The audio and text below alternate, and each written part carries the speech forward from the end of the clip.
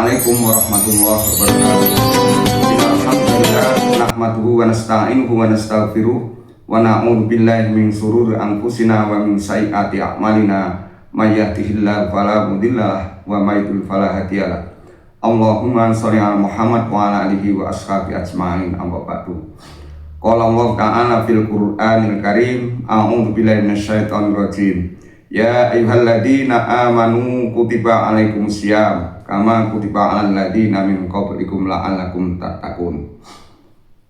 Warga Muhammadiyah yang berbahagia khususnya dan jamaah Islam dimanapun berada, kami atas nama pimpinan cabang Muhammadiyah Banguntapan Utara dalam rangka menyongsong hadirnya bulan suci Ramadan tahun 1447 Hijrah sekaligus memberikan satu isian dalam rangka menambah wawasan tentang ilmu keagamaan kita, khususnya yang terkait dengan ideologi Muhammadiyah. Maka kami akan menyampaikan sebuah kultum dengan tema yaitu poin-poin tentang matan keyakinan dan cita-cita hidup Muhammadiyah, dengan harapan khususnya warga Muhammadiyah semakin kokoh dalam memahami dan melaksanakan tentang ideologi Muhammadiyah.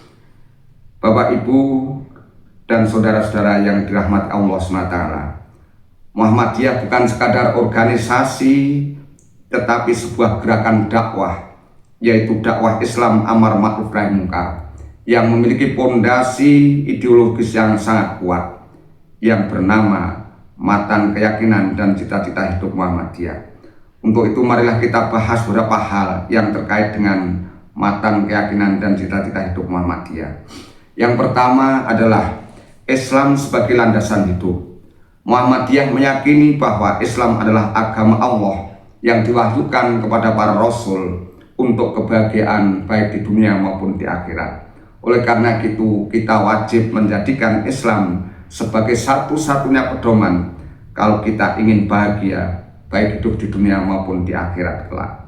Maka syaratnya tentunya keyakinan tentang agama itu yang dikokohkan dalam Al-Quran, inna dina indallahil Islam, sesungguhnya agama di sisi Allah hanyalah Islam.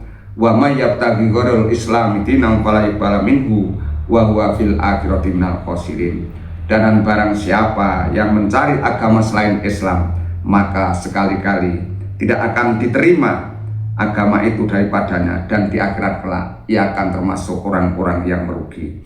Kemudian yang kedua adalah poin tentang bahwa hidup hendaklah senantiasa berdasarkan pada Al-Quran dan Sunnah Rasul. Dalam beragama tentunya kita tidak boleh hanya ikut-ikutan, mengikuti sesuatu tanpa dasar yang kuat, yang dalam istilah agama yang disebut dengan taklid. Atau dalam hal ini juga tidak boleh melakukan satu perbuatan yang namanya bid'ah, yaitu perbuatan mengada-ada, menambah atau mengurangkan satu amalan yang disitu memang tidak diajarkan oleh Rasulullah. Karena segala sesuatu yang bid'ah tentu akan ditolak, dan sesuatu yang ditolak itu tentunya akan menjerumuskan kita untuk masuk ke neraka. Kemudian yang ketiga adalah poin keyakinan terhadapnya hari akhir, di mana kita bersama harus meyakini bahwa hari akhir adalah memang benar-benar ada. Inilah yang menguatkan hidup kita di dunia ini, karena kita sadar ad-dunya mazra'atul akhirah, dunia adalah tempat menanam tanaman akhirat. Maka ketika kita menanam tanaman di dunia ini, tentu harapan kita akan memanen hasilnya, buahnya nanti di akhirat kelak. Ini dikuatkan dalam surat Al-Zalzalah ayat 7, famay ya'mal misqala dzarratin khairan yarah.